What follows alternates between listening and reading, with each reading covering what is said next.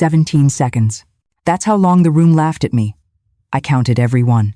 The Hilton Skyline ballroom glittered like a jewel box, crystal chandeliers, gold-trimmed tables, live jazz humming over the clink of champagne flutes. 60 clients and executives dressed in black tie, and me, Lena Brooks, in a burgundy silk dress I'd spent 2 hours convincing myself was powerful. Ethan didn't give me even 2 seconds of dignity. He stepped in close, the smell of top-shelf bourbon trailing off his breath, and jabbed a finger so close to my chest the fabric trembled. "Stop acting like you own me, Lena. You don't get to tell me where I go or who I'm with." The laughter started instantly, loud, sharp, delighted. Logan Pierce slapped the table. A Northbridge client snorted. Someone at the bar actually choked on their drink. The jazz band faltered, the saxophone squeaking like it had swallowed the same humiliation I was choking on. I stood frozen under the chandeliers, smile glued to my face the way a mask sticks to a performer who's dying behind it. Second 4. A woman whispered, "Damn." Second 7. Cameras lifted, phones angled just right to catch the moment my marriage cracked open. Second 10. I spotted her, Chloe Ramirez, in a burgundy dress suspiciously close to mine, watching from the edge of the bar. Second 15. Ethan smirked like he'd won something. Second 17. The laughter died, but the humiliation didn't. My hand shook around the champagne flute. Not from sadness, no, that had burned out months ago, but from something colder. He expected a meltdown, a scene, tears he could later call proof I was the crazy, controlling wife. Instead, I placed my glass on the marble table. The click echoed louder than the band. I straightened my shoulders, felt the room tilt toward me, and said, calm, steady, surgical, "You're right, Ethan. We're not together anymore." Silence ripped through the ballroom. Conversations froze mid-sentence. Even the bartender stopped wiping a glass. Ethan blinked, confused because men like him always understand the blow 5 seconds too late. I didn't wait for his reaction. I turned, walked out of the ballroom, out of the Hilton, and out of the version of myself who tolerated him. Before I continue, tell me where you're watching from, and hit like and subscribe if you've ever been betrayed by someone who should have had your back. People think humiliation happens in one moment, the big public blow, the dramatic fight, the betrayal caught on camera. But the truth? It's slow. It leaks in drop by drop until you're drowning, and somehow still telling yourself you're fine. If you'd asked me 5 years before that Hilton ballroom who I was, I would have said, "I'm Ethan's wife." Not because he made me say it, because I genuinely believed it. I built my identity around supporting him, smoothing his edges, filling his gaps. When he rose, I felt like we rose. When he got promoted, I felt the win, as much as he did. That's how you lose yourself. Not through force, through habit. We met like a cliché, two ambitious nobodies at a networking mixer, pretending to be more interesting than we were. I was 24, wearing a blazer 2 sizes too big, clutching a lukewarm beer someone handed me because I looked uncomfortable. Ethan spotted me slipping out onto the hotel balcony for air. "You look like you just got drafted into a cult," he joked, leaning on the railing beside me. "Corporate offsite," I said. "Close enough." We talked for 2 hours. It felt easy, natural, like meeting someone who didn't need me to be shiny or exceptional, just present. That feeling alone can glue you to a person long after they stop deserving you. The early years weren't glamorous. We lived in a tiny apartment where the radiator whined like an angry ghost every night. Our upstairs neighbor was either practicing Olympic weightlifting or actively trying to break through the floorboards. We ate cheap noodles, saved coupons, fought about laundry, made up over greasy diner pancakes at 2 a.m. It was real. Messy. Kind of beautiful. Then my dad died. It didn't feel real at first, just a phone call, a silence, a collapse into the kitchen chair. My dad was the kind of man who could outwork men half his age, who smelled like sawdust and cigarettes and coffee. The idea of his heart giving out felt like a joke the universe was too bored to land properly. But grief has a way of stripping you raw, and in that stripped state, people's colors show. Ethan was doting at first. Sweet, held my hand at the funeral. Told the pastor stories about how my dad taught him to use a power drill. But behind all that softness was something else. A spark of opportunity he didn't bother to hide. Because after the funeral came the inheritance. My dad left me his biggest project, Penthouse 21B of Skyline Tower. A full panoramic view of the city. hardwood floors he'd installed himself, a place he once showed me, saying, "One day, Lena, pick a home that lifts you, not one that drains you." I didn't know he meant it literally. The deed was in my name, the trust money too. Enough to build a cushion so I wouldn't grind myself into dust like he had. It should have given me freedom. Instead, it gave Ethan a stage. The first weeks in 21B were an adventure. We unpacked boxes under the echo of empty rooms. Noah, my brother, hauled furniture, while Ethan filmed everything like we were the stars of a glossy lifestyle vlog. "This is what happens when you don't settle," he said, spinning in the middle of the living room with his arms spread wide. But the story shifted quickly. The first time Ethan introduced the apartment at a work dinner, he said, "When I finally got that promotion, we upgraded in a big way." I glanced at him sharply. He brushed it off. "It's a story, babe. People don't want to hear about inheritances. They want grit." So I let it slide. One lie. One tiny rewrite. But rewrites have a habit of multiplying. Soon we upgraded became I bought, became I earned, became my place. Every retelling erased me a little more. Every joke painted me smaller. Every story cast him as the self-made man he desperately wanted to be. I didn't correct him. Not at first. Maybe not for too long. Because love can make you protect someone's fantasy at the expense of your own reality. The red flags came quietly. He started calling my career, "your little consulting thing," even though my invoices paid half the mortgage, all the insurance, and every emergency expense he forgot about. He accidentally used my inheritance to cover temporary business setbacks. He took meetings that ran strangely late. He came home smelling not like his cologne, but like hotel soap. The biggest shift came with Logan. Logan Pierce, finance bro, with a charming smile and the emotional maturity of a traffic cone. He hyped Ethan's ego like it was a stock he owned shares in. "You could be running your own fund by now, man," Logan told him once, clapping him so hard the dishes rattled. "Your wife doesn't get the vision." Your wife doesn't get the vision. A seed planted, a story rewritten again. By the time I noticed Chloe always around on Tuesdays, always too quiet when I walked in, it was already too late. Ethan had rewritten himself as the hero. And every hero needs a villain. In his story, the villain was me. Here's the part people don't like admitting. You don't realize you're being rewritten until you're halfway erased. It didn't happen overnight. It happened in the little moments, the ones you shake off, because fighting over them feels dramatic. Like the time Ethan asked me to move my desk so his new golf clubs could have aesthetic space. Or the week he accidentally forgot to put me down as a spouse on his company insurance renewal. Or when I overheard him tell a coworker, "Yeah, Lena's smart, but not finance smart. She gets overwhelmed." Overwhelmed. A polite way of calling someone incompetent. I kept adapting. That's what women do in long-term relationships. We bend before we ever consider breaking. But the bending got painful. One night, I was working late, redrafting a pitch deck for a client who kept changing their mind. Ethan came home buzzing with excitement. "Logan and I found a massive opportunity," he announced, throwing his jacket over the couch instead of hanging it. "Crypto arbitrage. Practically free money. We just need investors." Investors. Plural. "How much are you thinking?" I asked, already bracing myself. 50,000. I dropped my pen. 50, Ethan. That's not pocket change. That's my dad's. Our future. He cut in. "You said you believed in me. So believe." I wanted to. God, I wanted to. But something in his eyes wasn't excitement. It was hunger, sharp, bottomless, desperate hunger for validation that no amount of success would satisfy. "What if it fails?" I asked quietly. "It won't," he snapped, "unless you sabotage it." Sabotage. It was the first time he used that word. It wouldn't be the last. He stormed into the bedroom and slammed the door. I sat at the kitchen island, staring at the dark screen of my laptop, wondering how taking a breath in my own home suddenly felt like trespassing. The next morning, I still made his coffee. Automatic. Ritual. Submission disguised as love. But the cracks were showing. A few weeks later, I came home early from a client meeting. I stepped off the elevator, and the hallway smelled like perfume I didn't wear. Sweet, powdery, young. Chloe walked out of the service stairwell, phone pressed to her ear, eyes wide when she saw me. "Oh, Miss Brooks, I was just delivering paperwork to Mr. Cole." Paperwork. In heels.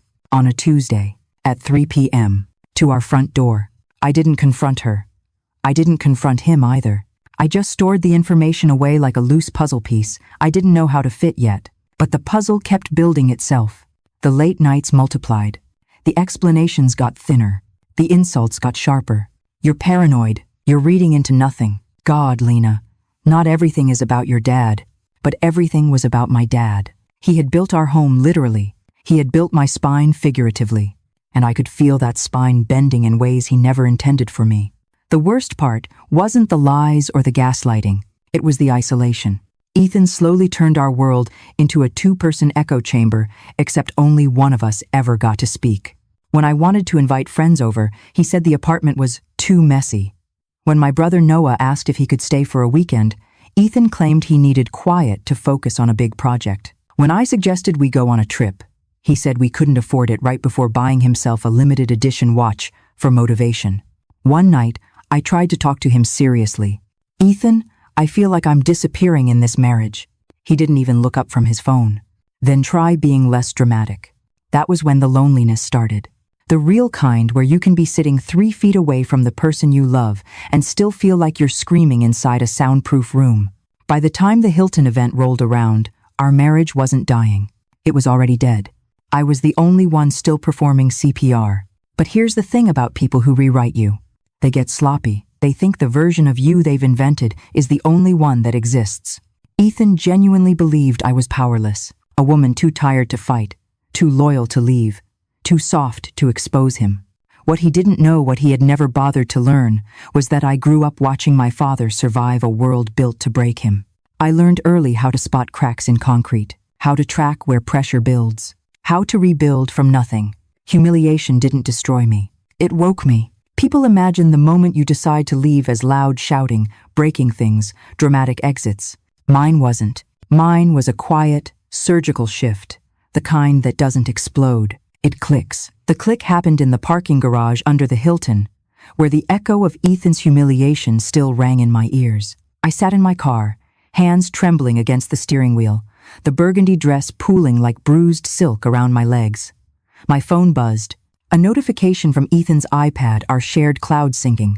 A document. TRANSFEROFOWNERSHIP2 1B DRAFT PDF. I opened it. My father's penthouse, my inheritance, listed under a shell LLC I'd never heard of. Owner, Logan Pierce. Prepared by Ethan Cole. Notes section. Once the condo is moved out of her name, she has no leverage. No leverage. Not partner. Not wife. Leverage. Something inside me stopped shaking. My pulse steadied. My thoughts sharpened the way glass does after it breaks the edges clearer. Dangerous. Unmistakably mine. That was the moment I chose a different game.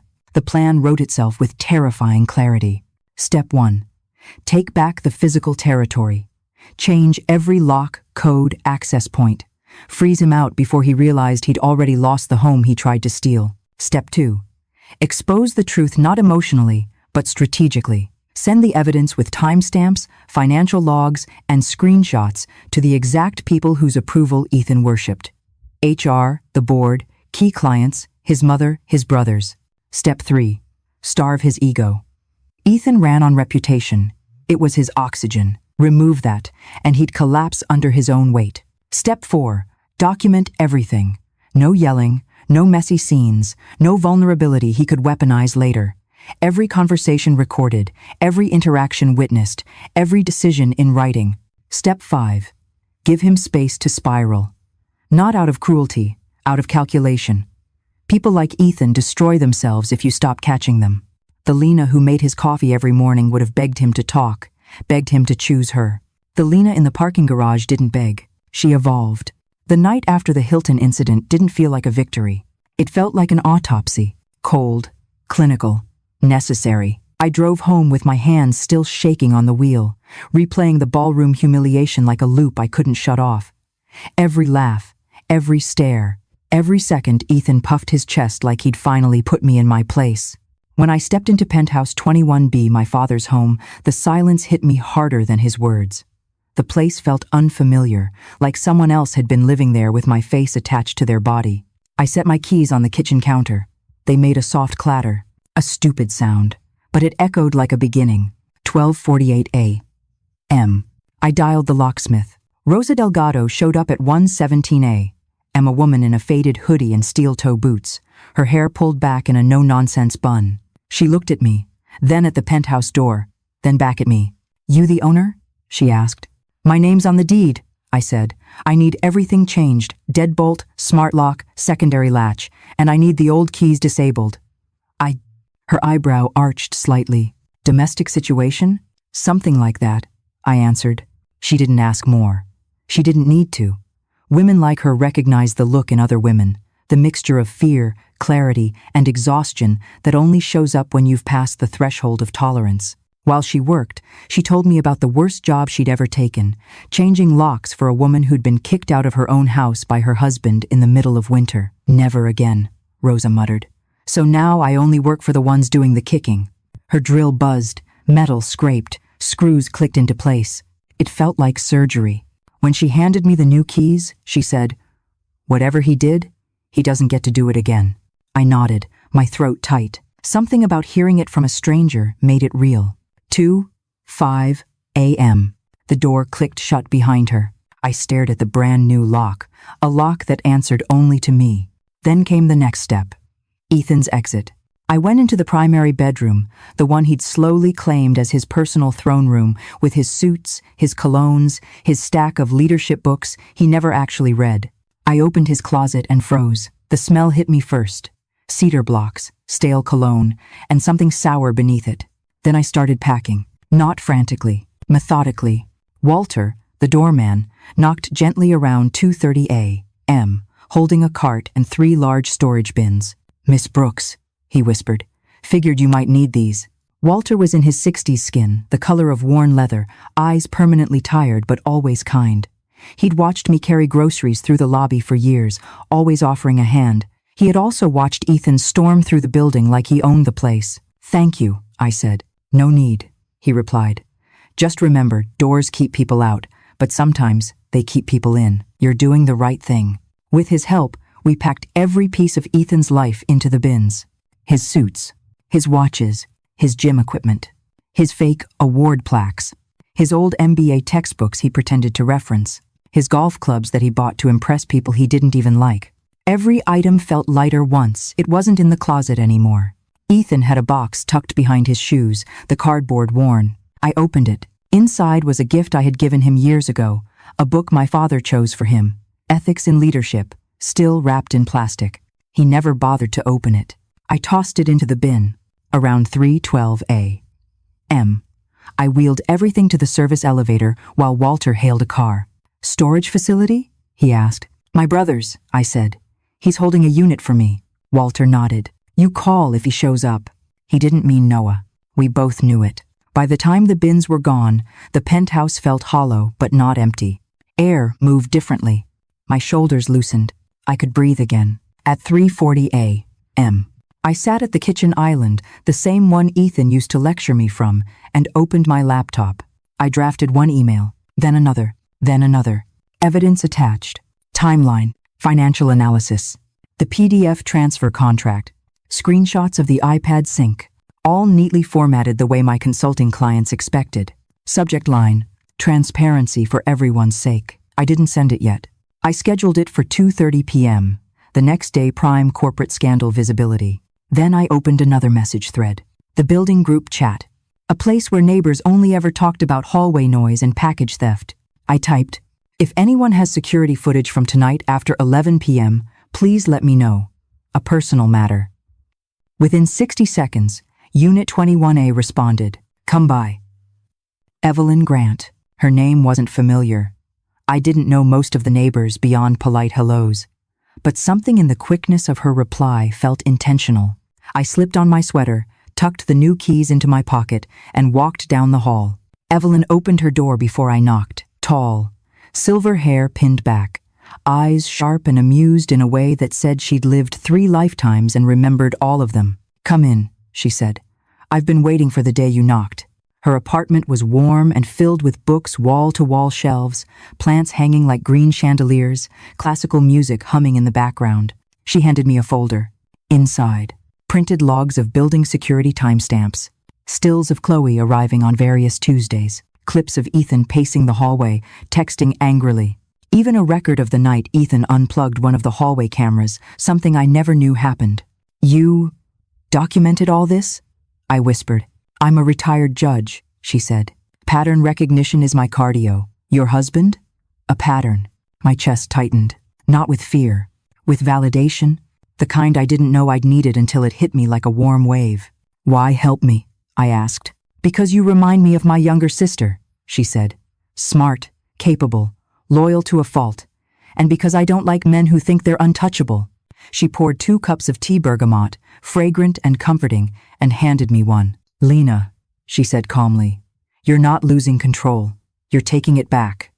For the first time all night, I felt the truth of it settle in my bones. When I returned to 21B around 5:12 a.m., the sky outside the windows had turned a washed-out gray. The city stretched beneath me, quiet and unaware that my entire life had just pivoted.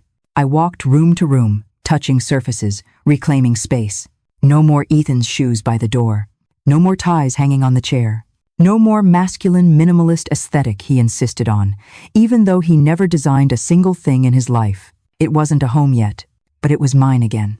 I showered, washed off the perfume from the Hilton, washed off his words, washed off the version of myself that tolerated being rewritten. When I stepped out, I caught myself in the mirror, hair damp, face bare, eyes sharper than they had been in years. Ethan hadn't broken me. He had revealed me, and revelations have consequences. The sun was barely clearing the skyline when muscle memory tried to betray me. I reached for the coffee tin, pulled out the scoop, filled the machine, poured water to the line.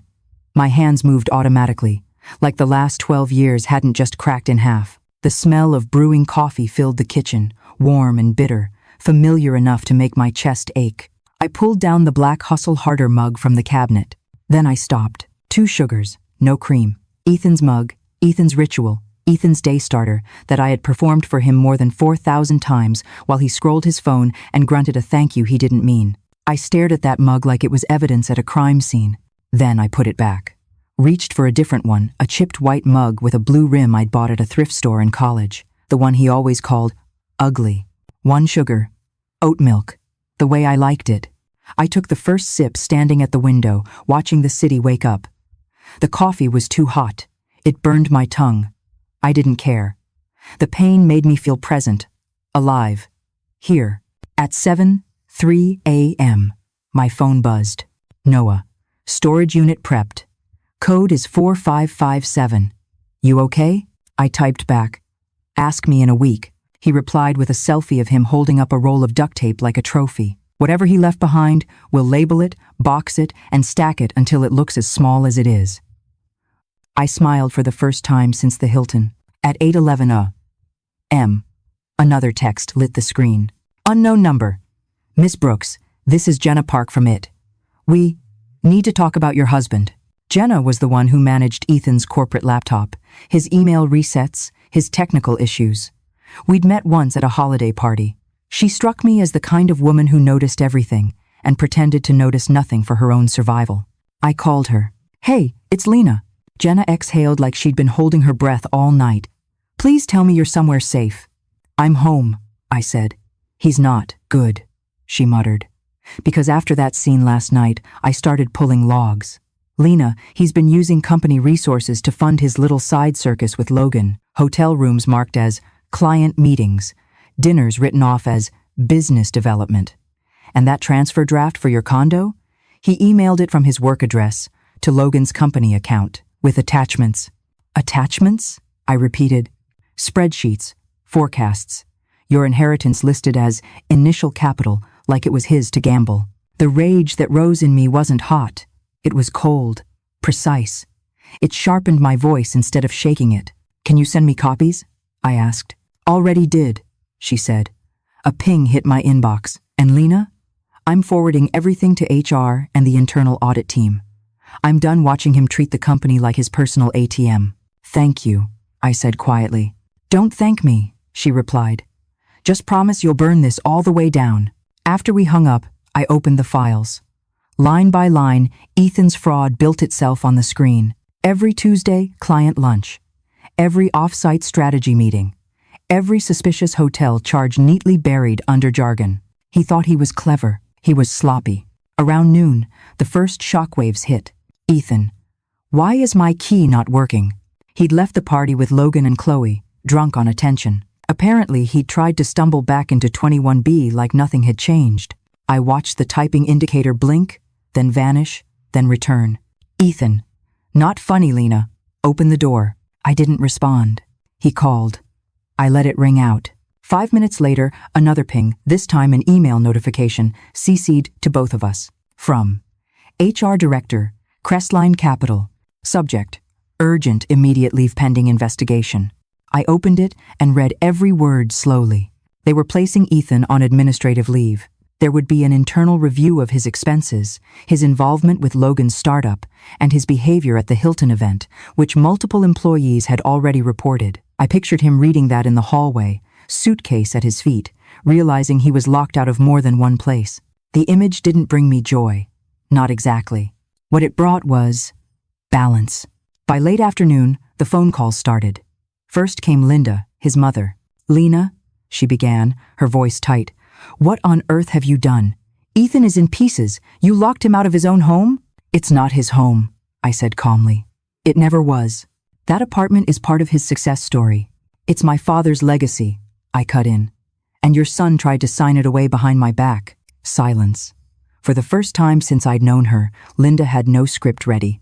I sent you an email, I added, with documents. Read it, then we can talk. An hour later, she called back.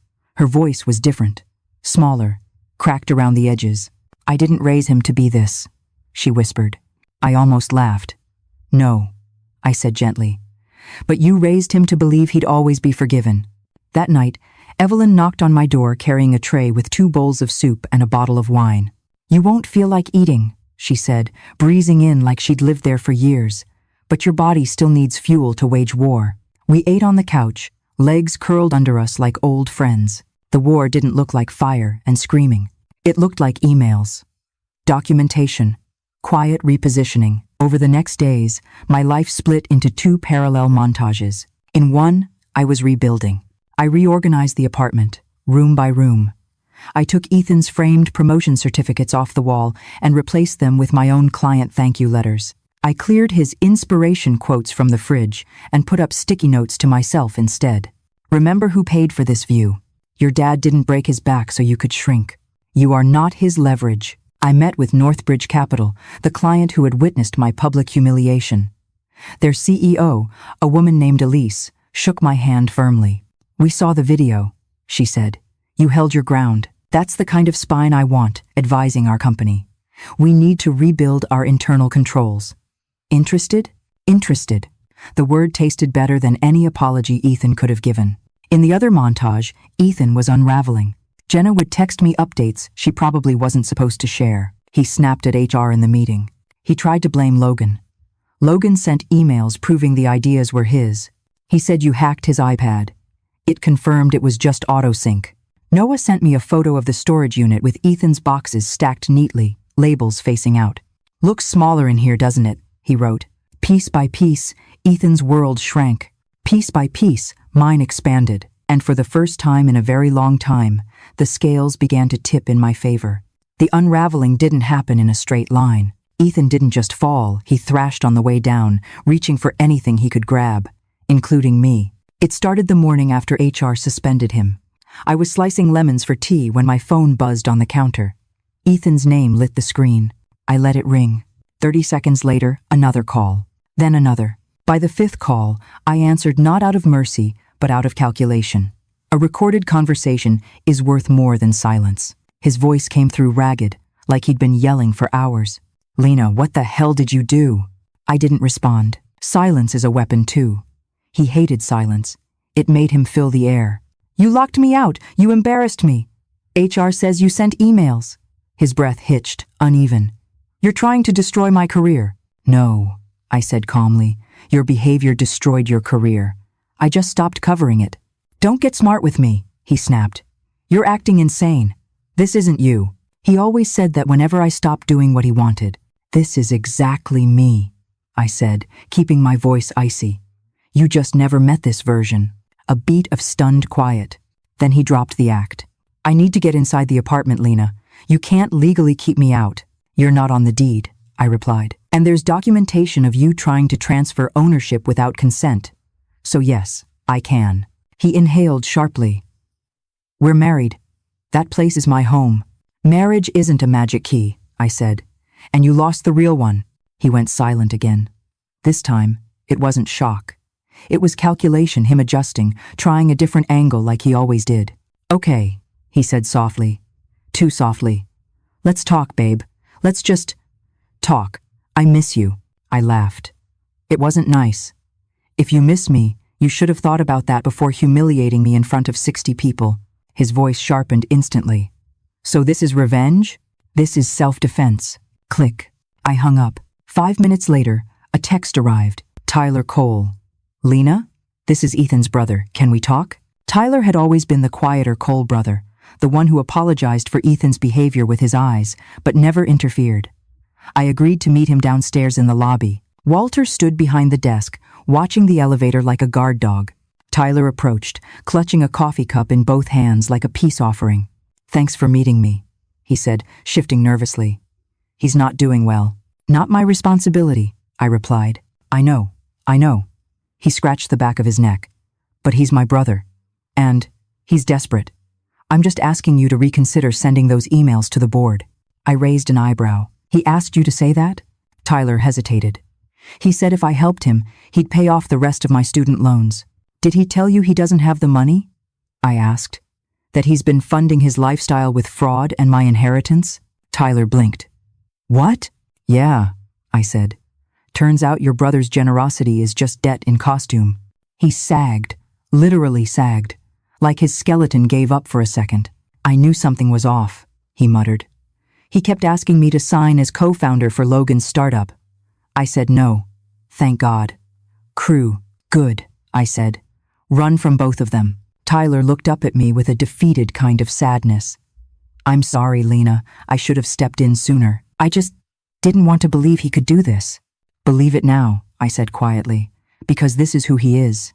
He nodded, then slipped out of the lobby, shoulders slumped. I thought that was the end of it. It wasn't. That afternoon, my building intercom buzzed. I ignored it. It buzzed again, and again. Finally, I checked the screen. Chloe. She stood at the entrance, wrapped in a too-thin coat, mascara smudged, hair windblown. Of course, Ethan sent her. When his manipulation failed one way, he sent his next option. I didn't buzz her in, but I did go downstairs. Walter glanced at me. You want me to block her? No, I said. I want to hear the script she rehearsed. I stepped outside. The cold bit into my skin immediately. Chloe's eyes widened with relief. Lena, please, she said, stepping toward me. He's a mess. He's not eating. He's scared. Logan's ghosting him. HR suspended him. Everything's falling apart. Good, I said. She flinched. Look, I know I messed up, okay? I didn't know it was this bad. He told me you two were separated, that you were controlling, that you hurt his career. Did you believe him? I asked. She hesitated long enough to reveal the truth. Yes, she finally whispered. I nodded slowly. Then you'll understand why I don't feel responsible for fixing the consequences. Her mascara trembled on her lashes. Can't you just talk to him? He's terrified the board will fire him. They will, I said. And he earned it. She wrapped her arms around herself. I think he really needs help. He does, I said, but not from me. For a moment, she looked like she might cry. Then her expression sharpened.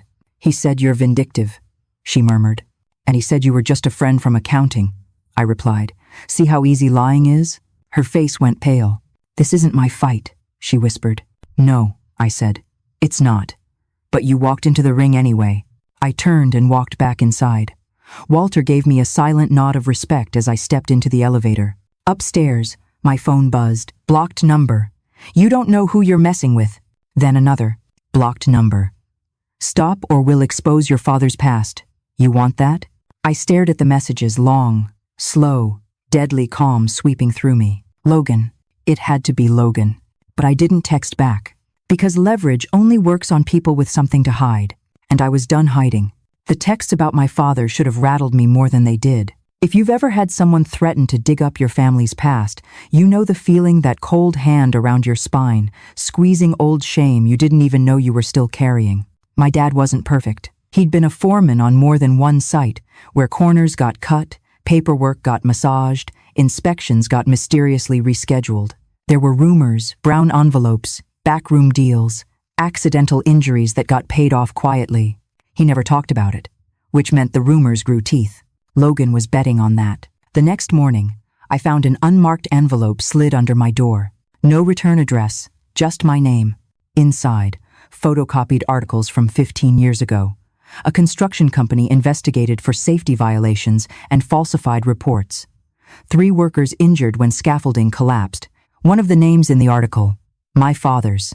Someone had circled it in red. No note, just the circle. It would have worked on an earlier version of me, the one who still believed other people's narratives about my life.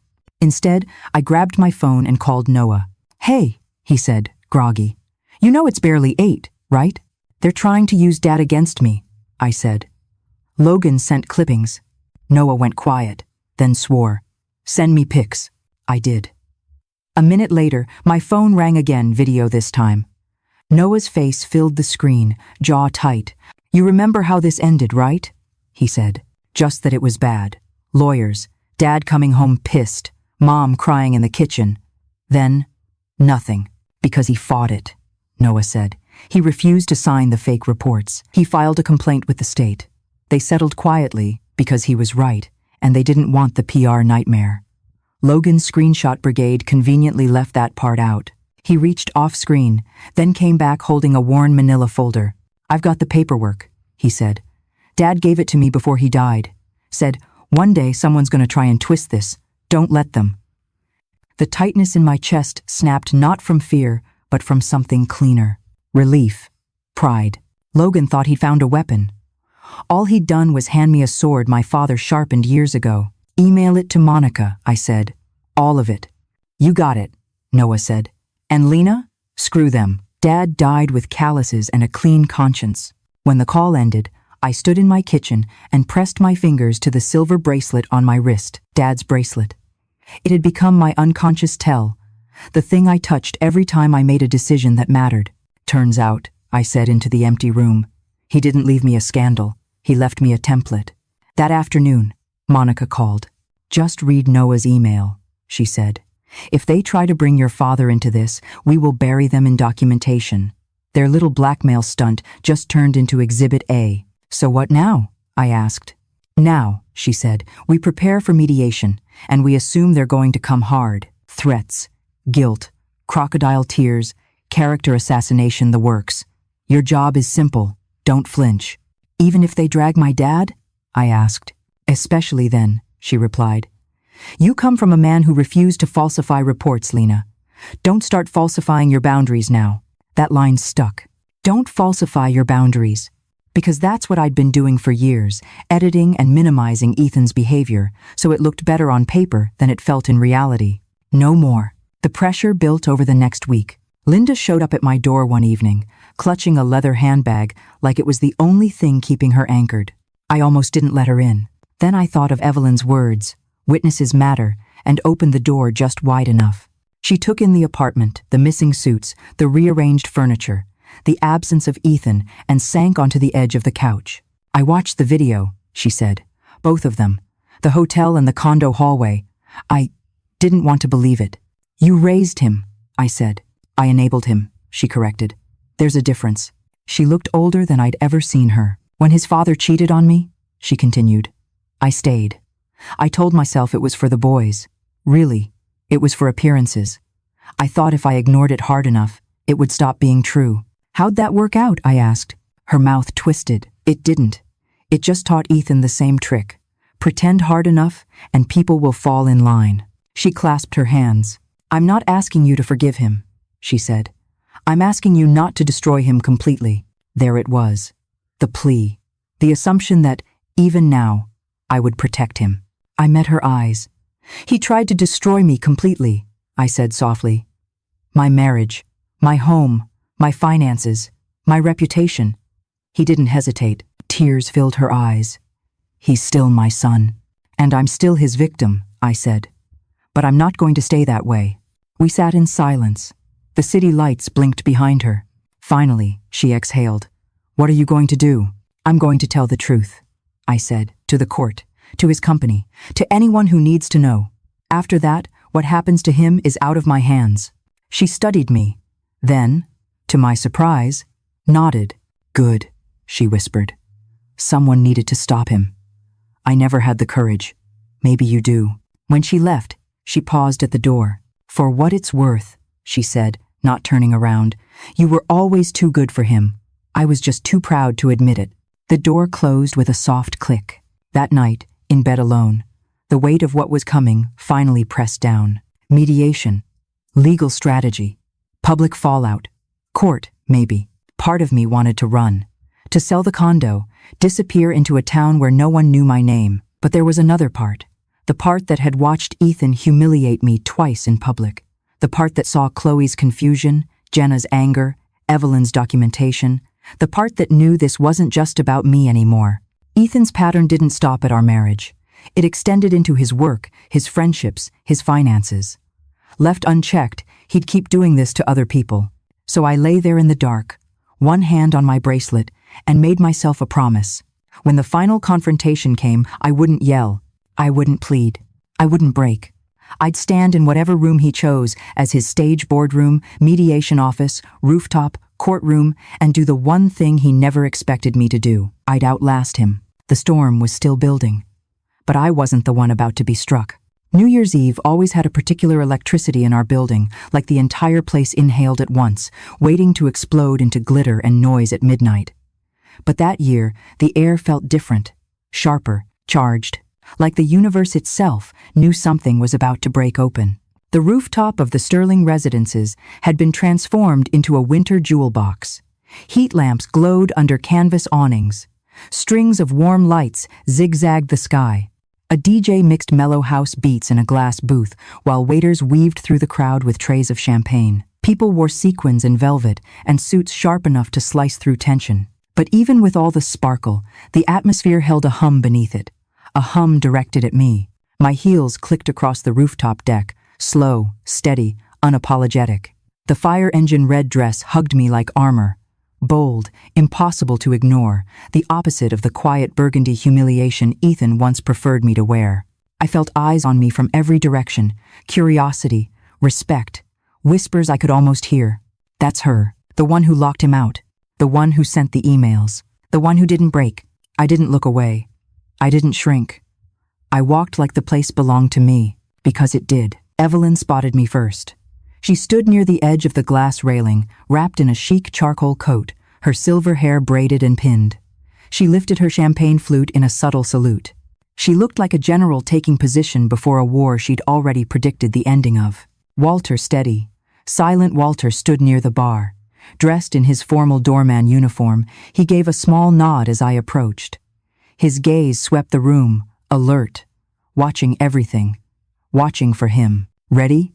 Evelyn asked as I reached her side. As I'll ever be, I said. She studied me for a long moment. Don't underestimate the power of being calm in a room full of noise. You're not here to fight. You're here to witness. I exhaled slowly. My heart beat in a rhythm that felt ancient and familiar, like the steady pulse of resolve passed down through generations. Evelyn's expression sharpened as she glanced over my shoulder. Showtime. I didn't turn at first. I didn't need to. The shift in the room told me everything. Conversations dipped, bodies adjusted subtly. Drinks paused mid-air. A ripple of awareness swept across the rooftop like cold wind. Then came the voice I knew too well, too loud, too performative, too desperate to belong. Ethan.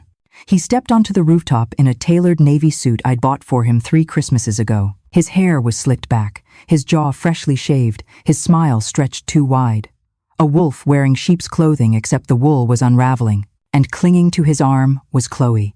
Her black dress shimmered under the lights, cut shorter and tighter than anything she'd worn before. Her makeup was heavier, her lipstick darker, her eyes darting as if she expected someone to throw a drink at her. People noticed. They always did with spectacle. Ethan walked forward with the swagger of a man convinced he was making an entrance. But the room didn't bend around him the way he expected. No, it stiffened. Conversations resumed not welcomingly, but strategically, like everyone was working to pretend he wasn't there. He didn't notice. Not yet. But I saw the exact second Chloe did. Her fingers tightened on his arm, her expression flickering with embarrassment as her eyes caught on a pair of residents whispering behind their hands. She swallowed hard. Ethan finally noticed me near the railing, his entire face rearranged. A smile, smug, self-satisfied, slid across his lips. He said something to Chloe, who clearly didn't want to walk with him but let him lead anyway. He was coming toward me. Evelyn didn't move. Walter did, subtly positioning himself behind me, the way someone would shield a queen on a chessboard. I felt protected, watched over, but also exposed in the exact way I needed to be. Ethan reached us with a flourish, stopping way too close, forcing Chloe to hover awkwardly at his side. "Happy New Year, Lena," he said, voice dripping with fake warmth. "Ethan." My tone was cool enough to frost glass. He grinned wider. "You look different." "Good," I said. His smile faltered almost imperceptibly. People around us glanced over not to admire him, but to measure the tension. Ethan didn't like being measured. He leaned in, like the old dynamic was still at play. "You really came alone? That seems sad." "No," I said calmly. "What's sad is thinking I needed someone with me to feel whole." Evelyn's lips twitched. Walter didn't react at all, professional to the bone. Ethan straightened, glancing around the rooftop as if searching for someone to validate him. But no one stepped forward. People avoided eye contact. Conversations grew just loud enough to signal, "We see you, but we're not with you." Chloe shifted uncomfortably. She looked like she wanted to disappear. Ethan dragged her closer. "I think you remember, Chloe," he said loudly. A few heads turned. This was his theater, his script, his attempt to flip humiliation back on me. I kept my expression neutral. "Yes," I said. "I remember the third Tuesday of every month." Chloe froze. Ethan's smile cracked. "You don't have to do this," he muttered, eyes flicking to the crowd. "You're the one who brought a prop," I replied. Chloe flinched. Ethan's jaw tightened. "You still think you can embarrass me?" he spat, stepping closer.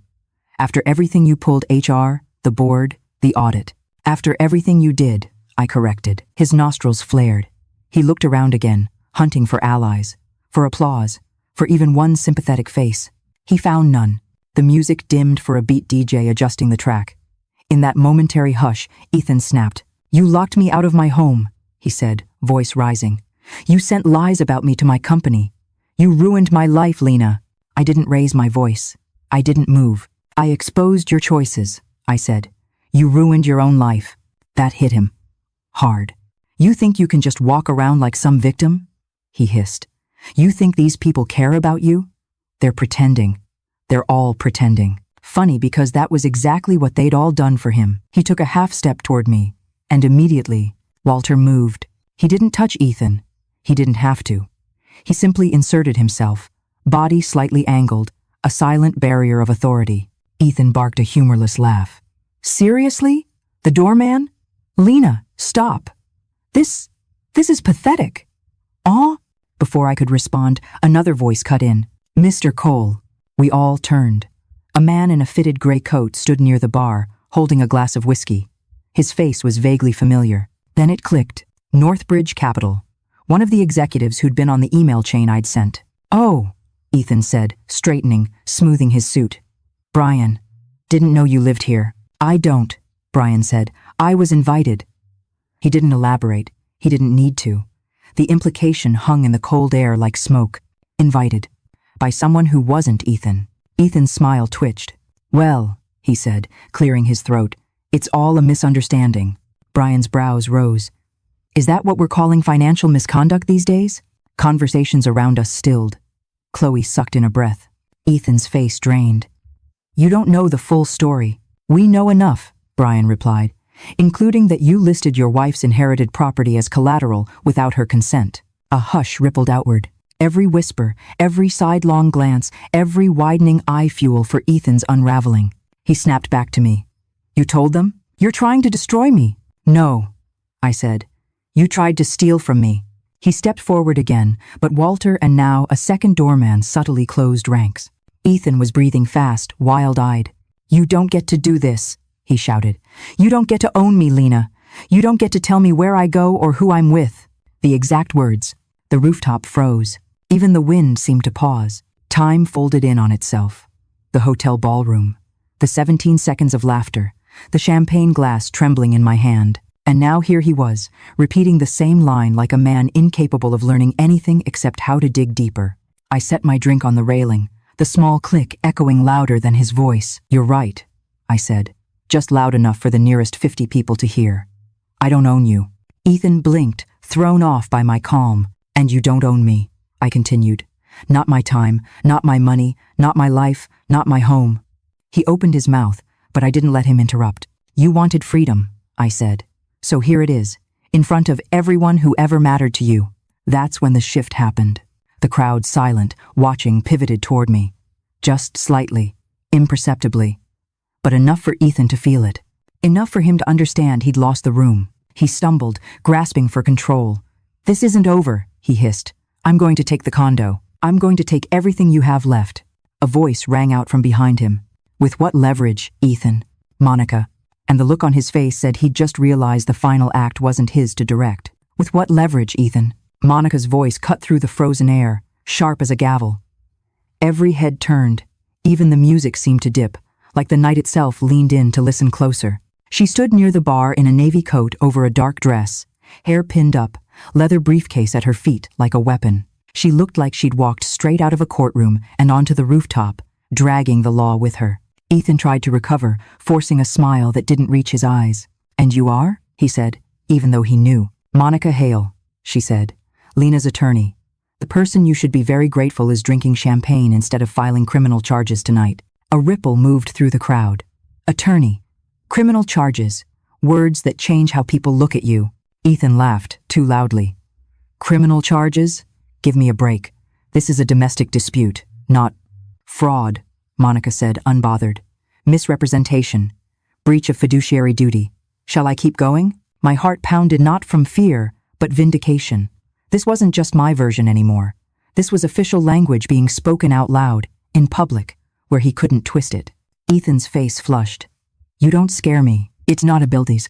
Monica smiled, the kind of smile that promises bad things in neat envelopes. "I'm not here to scare you," she said. "I'm here to remind you that your leverage is gone. You lost your job. Your startup partner is under investigation. Your access to the condo has been legally revoked pending the divorce. And your attempt to use Lena's inheritance as collateral?" She shrugged. "Documented. Preserved. Gift-wrapped for the right agencies if needed." His gaze flicked around, searching for someone who might defend him. No one moved. No one spoke.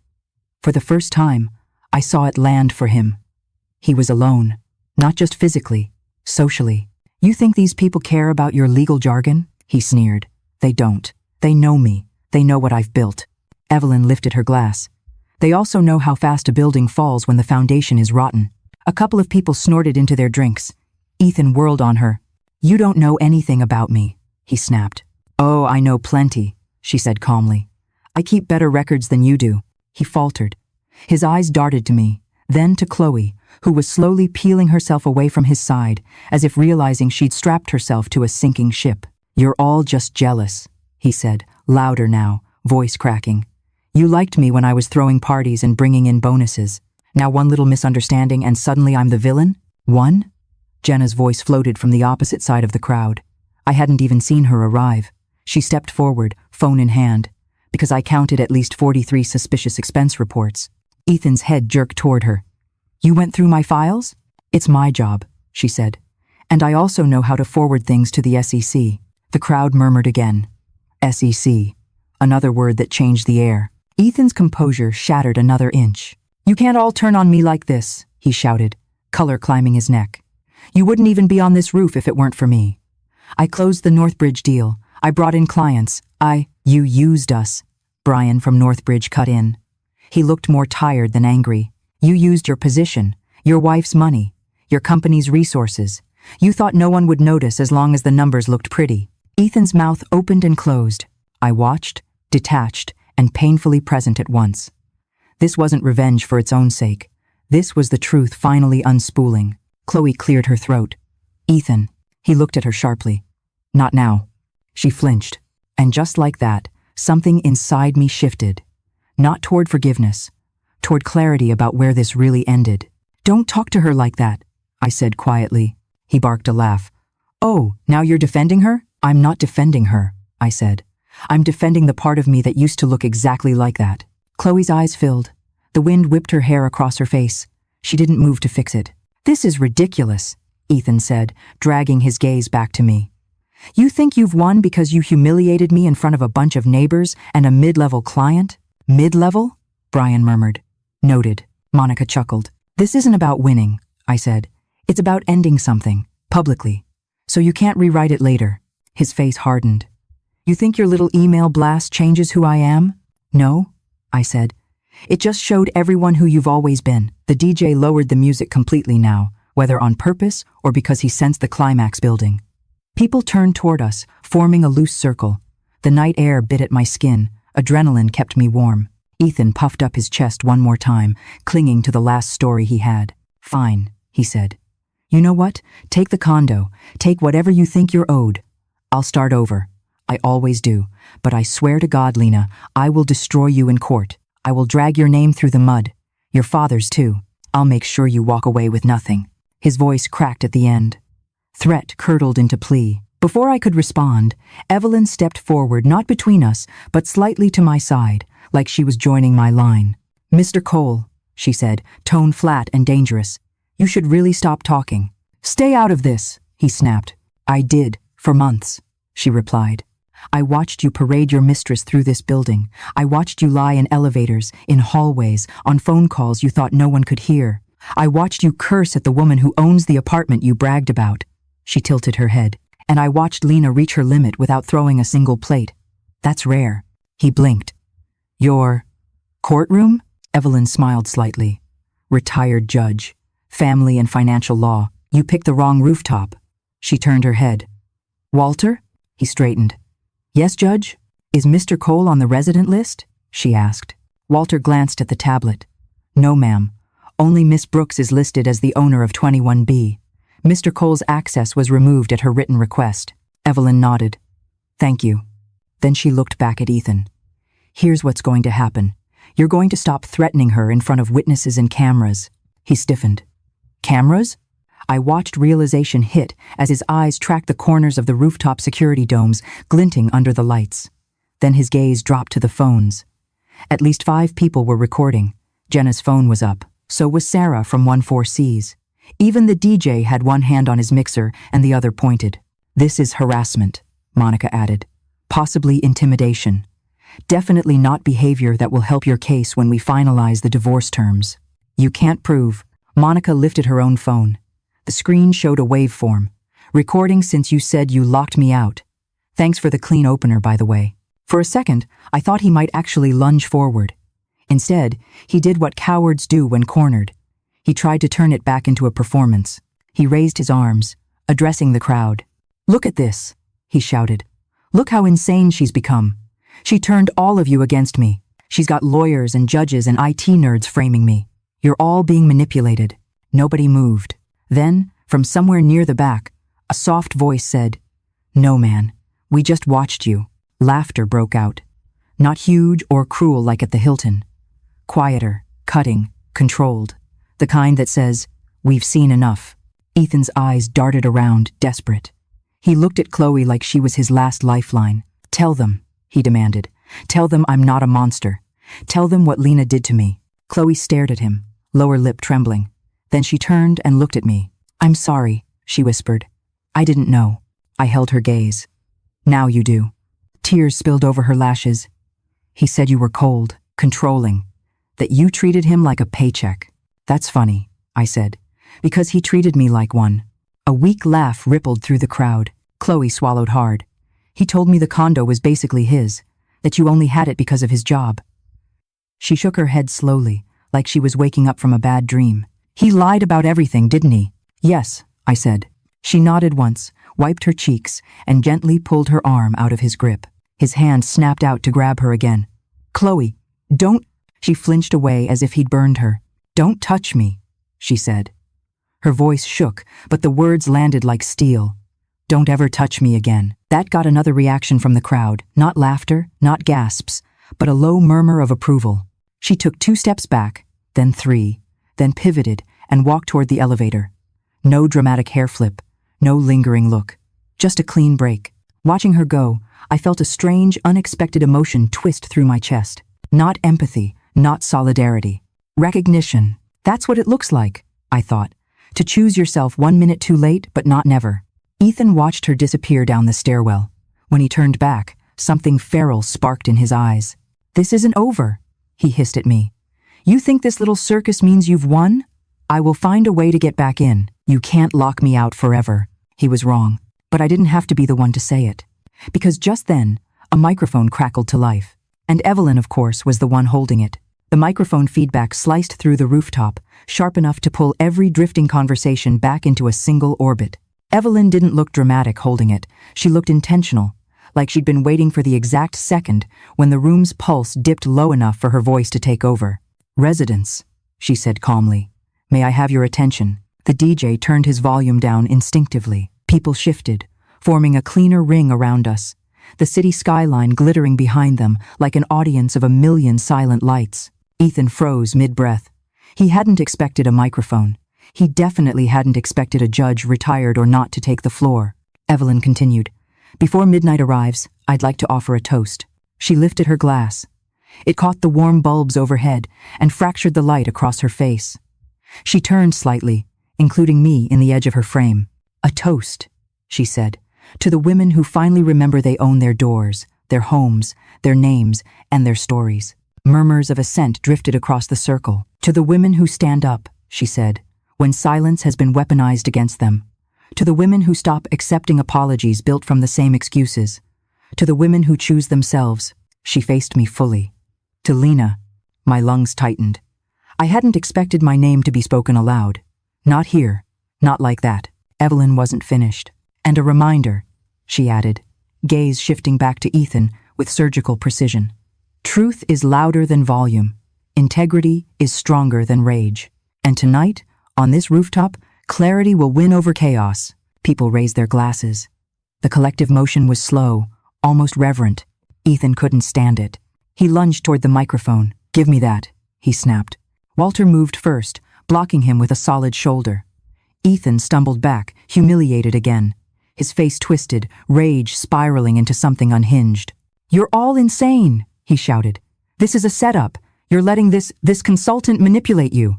He didn't get further, because the elevator doors opened behind him with a soft chime, and out stepped Noah. My brother walked onto the rooftop, wearing a black jacket and jeans, holding a thick manila folder under one arm. He wasn't dressed for a party, he was dressed for delivery, the kind that ends arguments. Ethan swung around, startled. "What the hell are you doing here?" he demanded. "I was invited," Noah said simply. He didn't look at Ethan again. He walked straight to me, handed me the folder, and stood at my back like he'd been rehearsing this for months. The air shifted. Ethan laughed shakily. "Oh, please. What are we doing, family story time now? Nobody cares about your brother's opinion." "He's not here for his opinion," I said, opening the folder. "He's here for documentation." Ethan went pale. Noah crossed his arms. "Dad told me to keep the originals, in case someone ever tried to twist the truth." "This is ridiculous," Ethan snapped. "This is personal. This isn't—" "It's relevant," Monica cut in, stepping closer. "Because someone in your camp attempted to blackmail Lena using false allegations about her father. That's not just immoral, that's illegal." Ethan sputtered. "I didn't, Logan." "No," Monica said. "You don't get to hide behind Logan. Not anymore." I pulled out the first page, my father's signed statement from years ago, the one where he documented the construction company's safety violations and refused to be part of the cover-up. I held it up. "This," I said, "is who raised me. A man who wouldn't falsify reports even to protect himself. A man who lost jobs because he chose integrity." I lowered the page. "You are not that man." Something cracked in Ethan's expression. His chest rose and fell too fast, like he couldn't get enough air. "Why are you doing this to me?" he whispered. "Why are you trying to hold you accountable?" I asked. "Because nobody else ever has." He pressed both hands to his head. "You can't do this.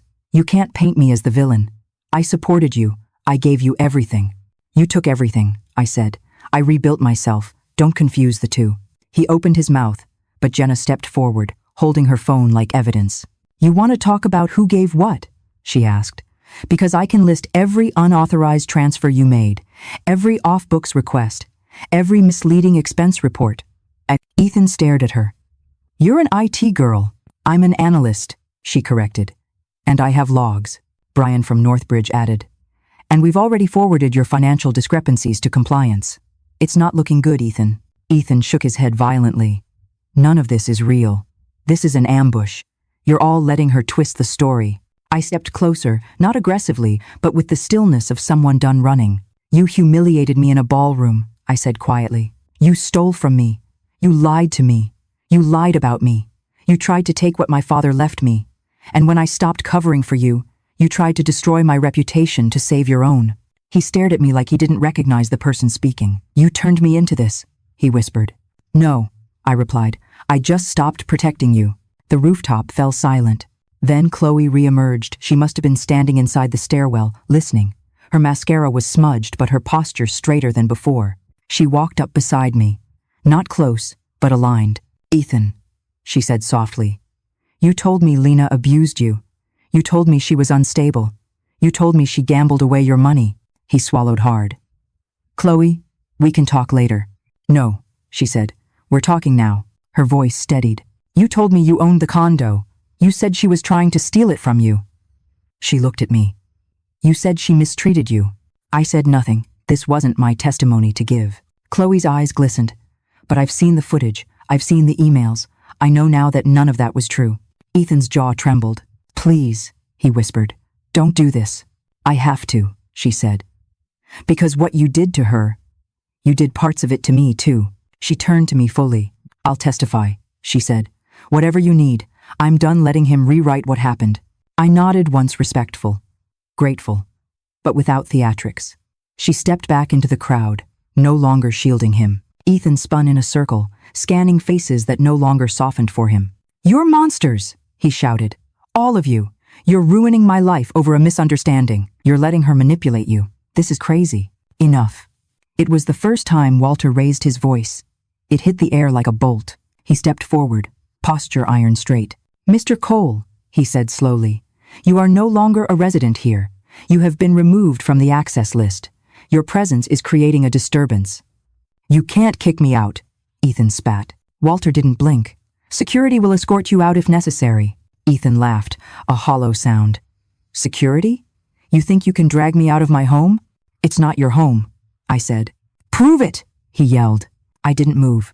Monica spoke instead. We already have. County records list Lena as the sole owner. Your attempt to transfer the deed was unsigned, unauthorized, and illegal. You have no financial or legal claim. His face twisted. This is outrageous. I'll fight it. I'll drag this through court. No, I said softly. Something in my tone made him stop. You won't, I continued, because you know what happens if this goes to trial. Discovery, witnesses, financial audits, public records, compliance reports. And these, I tapped the folder. These documents go to the press. He paled. This is checkmate, Ethan, I said, and I didn't have to cheat. A collective exhale spread around us. The city lights glowed brighter, or maybe everything around me finally cleared. Ethan's voice cracked. Lena, please, we can fix this. No, I said. You can't fix something you never intended to keep. He stumbled back. You're heartless. I'm healed, I corrected. A countdown started somewhere behind us, 10 seconds to midnight. People lifted their phones, their flutes, their voices. Ethan looked at me one last time. You can't do this, he said weakly. I already did. Walter gestured toward the elevator. 2 security guards stepped forward, not aggressively, just firmly enough to make the reality land. The crowd parted. For the first time since I'd met him, Ethan looked small. A man shrinking into the consequences he built. He allowed himself to be guided away. The elevator doors closed with a soft, final thud. Midnight struck. The rooftop burst into cheers, fireworks exploding across the skyline, but I stood still, breath steady, heart anchored. I wasn't celebrating the new year. I was celebrating the end. Behind me, Evelyn lifted her glass again. To beginnings, she said. I whispered back. To endings that free us. And for the first time in a long time, it felt true. The morning after the rooftop confrontation felt unreal, too quiet, too still, like the city was holding its breath. I woke before sunrise, the sky outside my windows stained a deep violet, My apartment felt lighter, as if the walls themselves had finally unclenched. Ethan was gone, physically removed, socially exposed, legally cornered, but the real battle wasn't over. Not yet.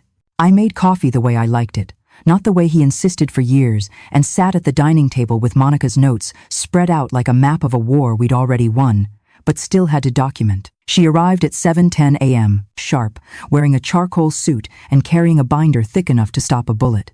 "Morning," she said, shrugging off her coat. "Congratulations on surviving last night without being pushed off the roof." I smirked. Tempting, though. She sat across from me, folding her hands. "Now the real part begins.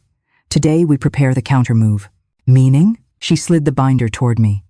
Inside were labeled tabs, expense reports, email logs, startup LLCS, deed attempt, witness list, digital forensics. "This," she said, "is your insurance against Ethan trying to rise from the ashes." I flipped through the pages. Each section was precise, time-stamped, annotated receipts, transfers, messages, even Ethan's voicemails transcribed with brutal accuracy. "You worked fast," I murmured. She tapped one page. Jenna worked faster. She pulled metadata from Ethan's deleted emails. Logan thought erasing messages covered his tracks. He forgot about auto-sync backups.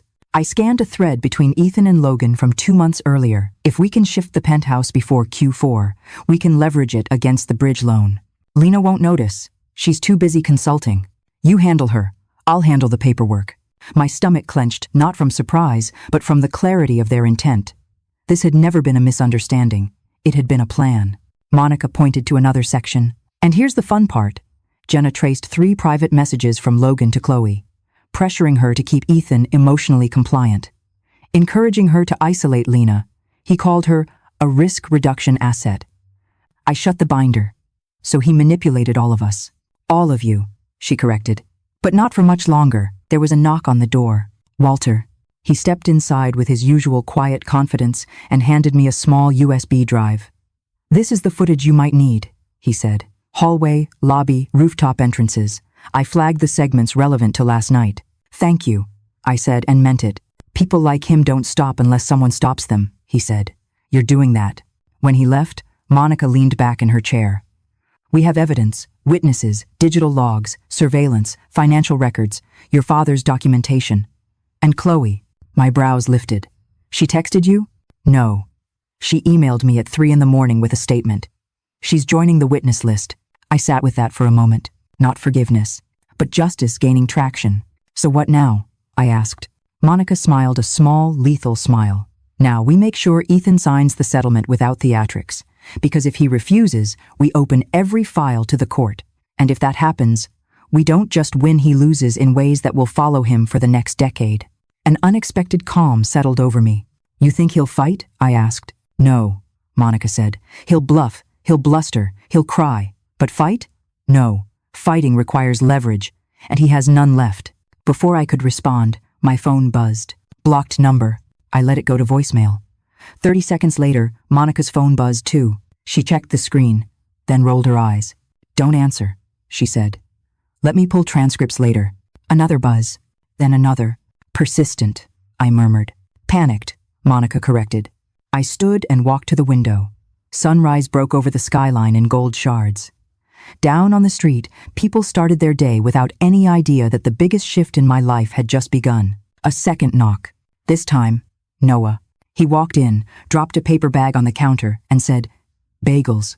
Lawyer fuel." Monica gave him a small salute. "Bless you." He looked at me carefully. "How you holding up?" I exhaled. "Lighter than I expected." "Good," he said. "Then you're ready." "For what?" He reached into his jacket and pulled out a second folder. This one thinner but heavier somehow. Dad's deposition. The full one. My throat tightened. "You found it?" "It was misfiled in storage. Probably on purpose. But it's clean." He cleared his own name. "You get to carry that with you now." I sank into a chair. For a moment, the room blurred. Not from grief. Grief had been processed long ago, but from something closer to vindication. Dad had fought back, and now I was finishing the job. When I looked up, Monica was already flipping through the pages. "This," she said, "goes into our arsenal." Arsenal. Yes, that's what this was. Not revenge. Not spite. Defense. So, Monica said, closing the binder. Our countermove is simple. We take the truth, every piece of it, and place it where Ethan can't knock it over. And when he realizes there's no escape route, he'll take the deal. I folded my hands. What if he doesn't? Her smile sharpened to a blade. Then we finish what last night started. The mediation didn't happen in a courtroom or some dark paneled legal office. It happened in a mid-rise building downtown with beige carpet, bad art, and a coffee machine that hissed like it was dying. Somehow, that made it feel even colder. Ethan arrived 10 minutes late, wearing a suit that didn't fit anymore. Shoulders sagging, sleeves too long, tie crooked. He walked in with a look people wear when they still believe, somehow, that charm can save them. That the right smile, the right tone, will erase weeks of wreckage. He glanced at me like he expected softness. Recognition. Nostalgia. I kept my face still. He sat across the table and whispered, "We can fix this, Lena. Don't do this." Monica didn't even look up from her papers. "Please refrain from speaking directly to my client." He exhaled hard, eyes flicking between us. The mediator, a calm, gray-haired woman named Sylvia, opened the folder in front of her. "We're here to review financial claims, property division, and terms of dissolution. Let's begin." Ethan leaned back like this was beneath him. "Fine. I want half of the condo, half of the inheritance, and half—" Monica slid a document toward him. "Before you go on, please read this." He glanced at the first page, then the second. His expression cracked instantly the way ice on a lake cracks when the temperature turns. Lines of text reflected in his eyes. Email logs, bank transfers, deleted messages, Chloe's statement, the rooftop footage, the LLC paperwork tying the condo to Logan, his own handwritten notes about leverage. He slammed the folder shut. "This is illegal. You can't take my private emails." "Wrong," Monica said. "They were on a company device, and your company cooperated fully." Sylvia cleared her throat gently. "Mr. Cole, it would be best if you reviewed all evidence before proposing terms." He pointed at Monica, voice cracking. "You don't understand. Logan handled the paperwork. I didn't know." Monica placed a second folder in front of him. "You did. Here's your signature." Twice, color drained from his face, not theatrically, quietly, like blood evacuating a collapsing structure. He whispered. "Logan said. He said he'd take the fall." "Logan fled to Miami yesterday morning," Monica said. "His phone is off. His email auto-replies. He won't save you." A tremor went through him. The man who once strutted through rooms like he owned the air around him now sat shrunken, reduced, cornered. He tried to gather himself. "Fine. You want to play rough? I'll tell the court about her father." "You mean the deposition filed with the state ethics board?" Monica asked. "The one clearing him entirely?" He froze. I met his eyes. "You should have checked the facts before weaponizing dead men." His mouth opened, closed, opened again. Nothing came out. Monica folded her hands. "Let's get to the terms. Lena keeps 100% of the condo, 100% of the inheritance, 100% of shared assets. She retains the vehicle, the accounts, the investments, all of it." He laughed short, hysterical. "You think I'm signing that? I'm not stupid." "No," Monica said, "but the fraud division is very busy. If we file a complaint outlining your actions, you'll be high on their list. And trust me, your employer will hand them everything." Sylvia looked at Ethan gently. "You may request leniency, but the evidence is extensive." He rubbed his forehead. "I can't walk away with nothing." "You can walk away with your freedom," Monica said. "That's more than you deserve." He stared at me. Really stared. Like he was only just seeing the person sitting across from him. Not the woman who made his coffee. Not the buffer. Not the narrative he'd built for himself. Just me, quiet, steady, and done. "I loved you," he whispered. "No," I said softly. "You loved the life I built. There's a difference." His chin quivered. "Lena, please, you've made your point." "This isn't a point," I said. "This is accountability." Something in him buckled. Shoulders slumped. Defeat settling over him like wet cement. "Fine," he muttered. "Give me the damn pen." He signed. Each stroke of ink felt like a lock clicking shut, not trapping me, but sealing him out. When it was done, the mediator gathered the papers. Monica closed her file. I stood, gathering my things. Ethan stayed seated, staring at the table like it held the ruins of a life he never truly built. As I reached the door, he said, "Was I really that terrible?" I paused. "Not for him, for me. To honor the truth." "You weren't a monster," I said. You were a man who thought consequences were optional. I walked out without looking back. Outside, the air felt different, crisp, bright, almost sharp against my skin. Monica joined me on the sidewalk. That, she said, was checkmate. I looked up at the sky. No, that was closure. And as we crossed the street, sunlight glinted off the silver bracelet on my wrist, the one Dad gave me. A reminder, a promise, a symbol that locked doors could open again, as long as the person inside chose to walk out. The day the judge finalized the dissolution of my marriage was unremarkable to everyone except me. No thunder, no cinematic rain, no dramatic gasps in the courtroom. Just a wooden gavel, a stack of paperwork, and a quiet, case concluded, echoing off beige walls that smelled faintly of old carpet and government-grade coffee. But walking out of that courthouse, I felt something I hadn't felt in years. Air. Real air. Air that moved without permission. Air that didn't check Ethan's mood before deciding whether it could exist. Monica hugged me outside the steps, her briefcase wedged between us like a shield she refused to lower. "You're free," she said simply. Free. The word slid under my ribs and expanded like light filling an abandoned room. I didn't go home right away. I walked, blocks and blocks, until downtown Minneapolis thinned into calmer streets, until the snow turned from slush to powder. I passed a bakery, bought a croissant. I only half ate, sat on a bench, and listened to the world without flinching. No footsteps behind me, no phone buzzing with another demand, no voice rehearsed to sound disappointed in me. For the first time in 12 years, silence felt peaceful, not punitive. When I finally returned to the apartment, Walter greeted me with that small, knowing smile he reserved for moments when words would ruin things. "Feels different, doesn't it?" he said. I nodded. "Yeah, it does." Upstairs, the elevator doors slid open to a hallway that felt wider, brighter. I unlocked 21B, my lock, my code, my rules, and stepped into a home that finally matched my heartbeat. The first thing I did was clean, not out of bitterness, but out of instinct. I opened windows, even though the air bit at my skin. I moved furniture. I donated the dining table Ethan insisted on because important people need seating.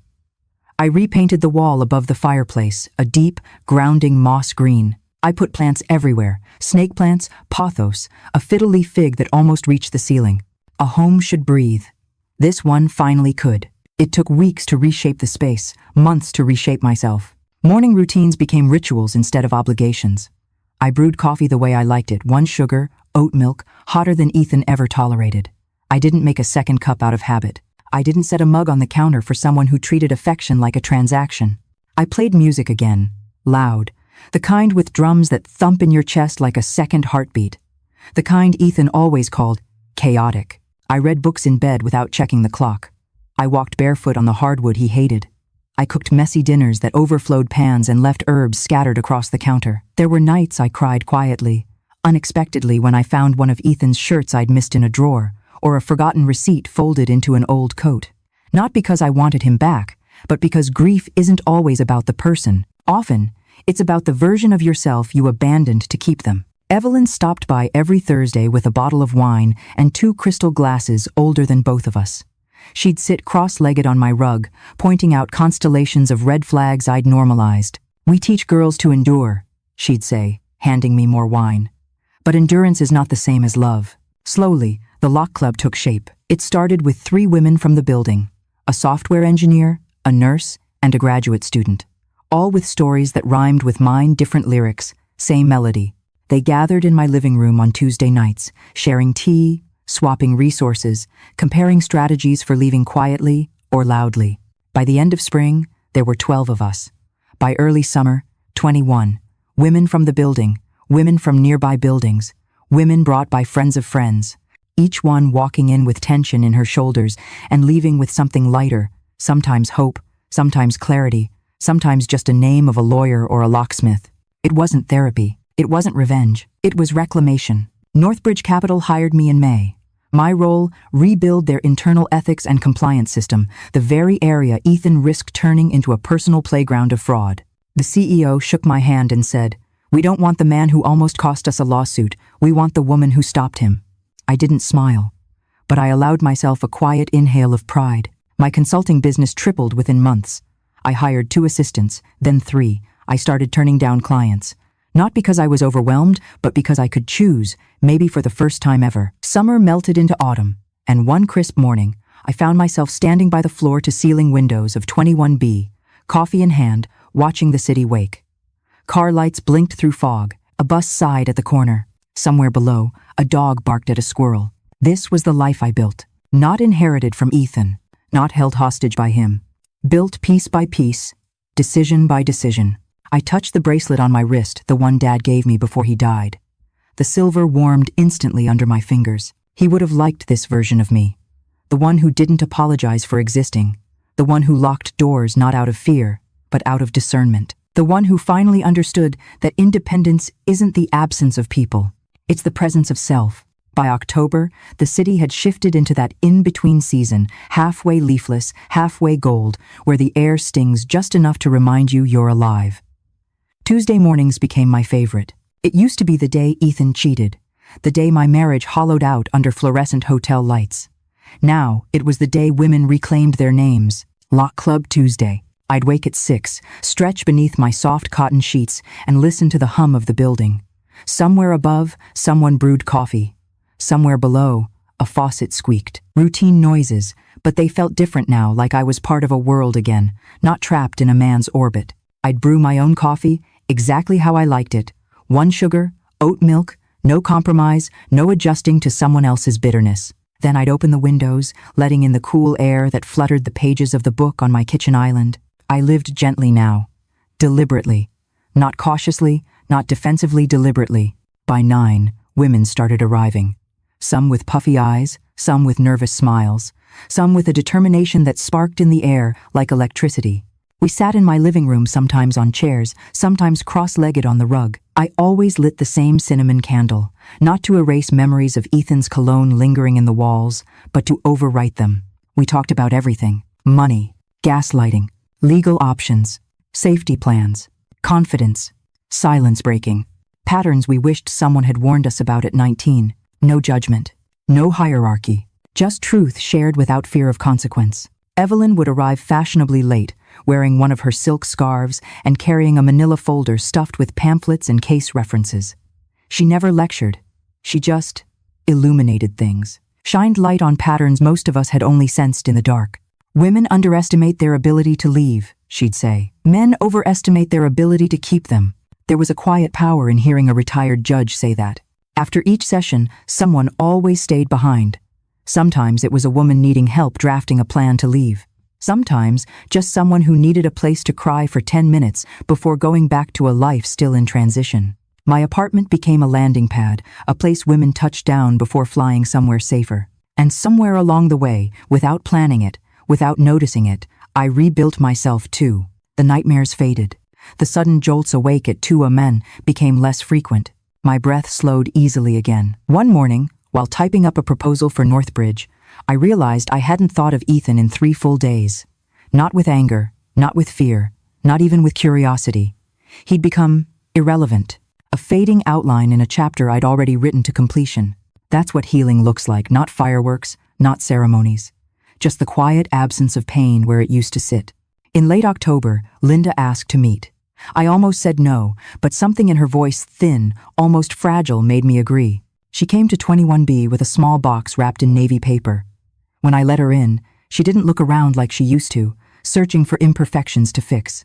She just exhaled, long and weary. "I wasn't a good mother to him," she said. "And I wasn't kind to you. I need to say that out loud." I didn't say anything. Some truths need room. She held out the box. "These belong to his grandmother," she said. "I should have given them to you when you married into this family. I didn't because I thought you were temporary." The words stung less than I expected. I opened the box later, after she left. Inside was a sapphire ring, deep blue, nearly black in low light. Heavy, elegant. A piece of history passed through hands that never believed I deserved it until now. I didn't wear it. Not yet. But I kept it because not every heirloom is a burden. Some are apologies shaped like jewels. By November, my apartment felt fully mine. Every corner reorganized, every drawer reclaimed. I added a reading nook beside the window, bought a new mug shaped like a mountain range, rearranged my books alphabetically, something Ethan always mocked as obsessive. One evening, after hosting a Lock Club potluck, I stood alone in the quiet, looking at the reflections in my windows. Women laughing, women exhaling, women holding onto pieces of themselves they'd nearly dropped. And I realized, survival isn't the end of the story, it's the beginning. The moral didn't arrive all at once. It came slowly, in fragments, in the steady calm of choosing myself, in the dignity of closing doors behind me, in the clarity of realizing I didn't need to burn bridges, just stop crossing them. Healing wasn't revenge. Revenge wasn't the goal. Peace was, and peace, once you taste it, ruins you for chaos forever. On the first snowfall of the season, I woke early, made coffee, and walked to the window. The city shimmered, white dust settling onto street lamps and rooftops. I opened the smart lock app on my phone. Access list: Lena Brooks, Noah Brooks, Evelyn Grant. 3 names, 3 keys, no intrusions. I touched my father's bracelet, warm from sleep, and whispered, "To locks that keep me safe, not stuck." Before I let you go, if you've ever rebuilt yourself from the ground up, subscribe. If you've ever felt like the outsider in your own home, hit like and stay tuned. Because my story, it's not finished yet.